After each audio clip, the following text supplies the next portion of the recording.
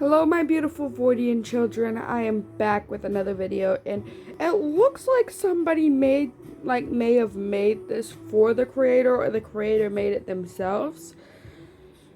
But as you see, it has his broken glasses, which doesn't that mean he can't see color anymore? Shit, that sucks. But like,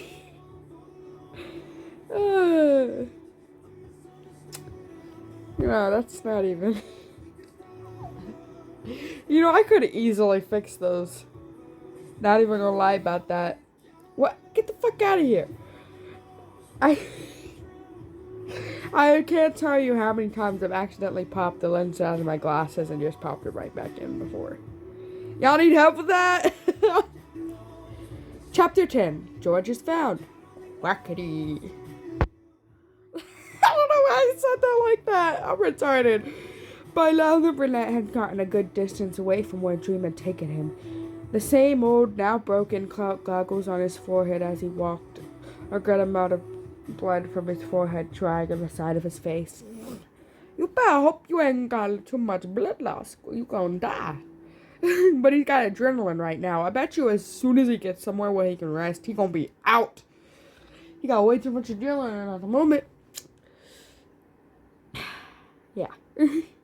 The brunette could have sworn that his heart started pounding every single time he ended up hearing the slightest noise, such as a simple branch snapping or a rabbit hidden in the bushes. He was paranoid, not prepared.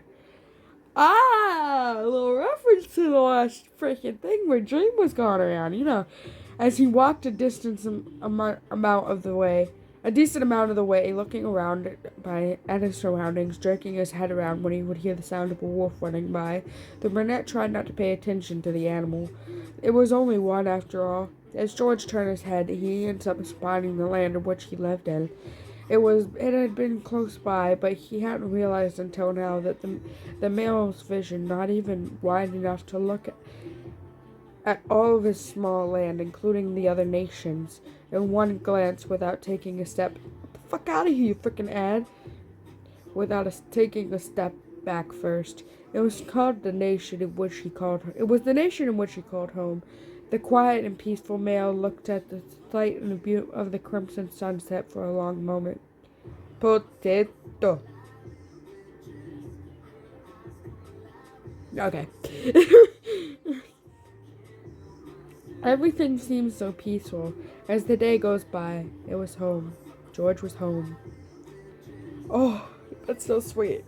Why am I into this fanfiction when I don't know any of the characters?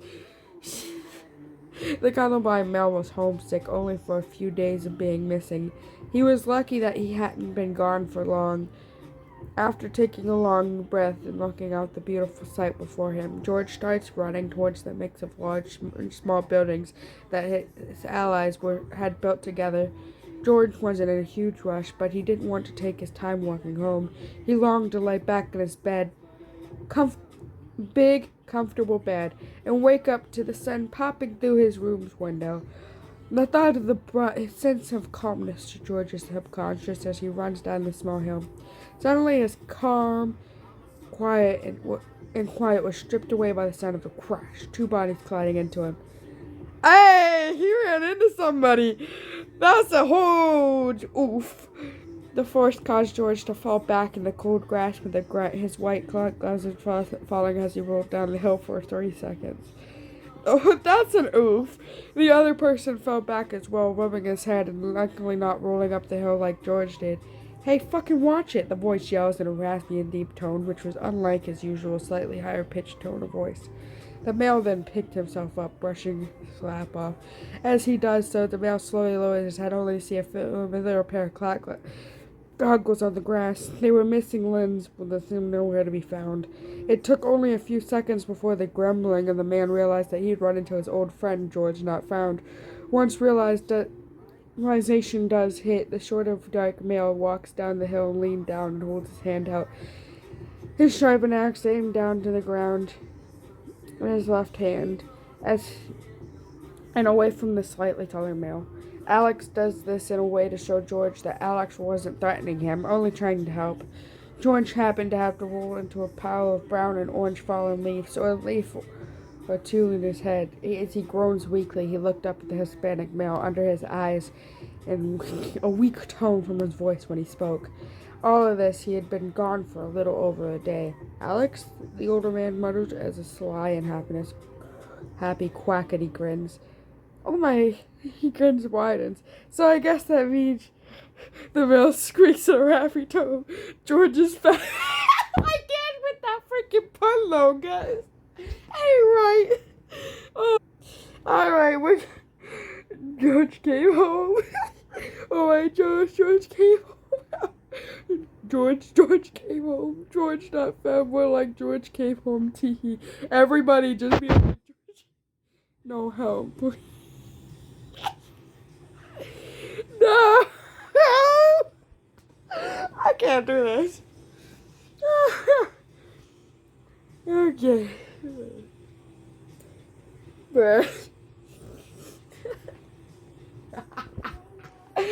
Alright. Alright, my beautiful Vornian children. I have enjoyed spending time with you all, and I love you, and I'll see you in the next video. Bye-bye.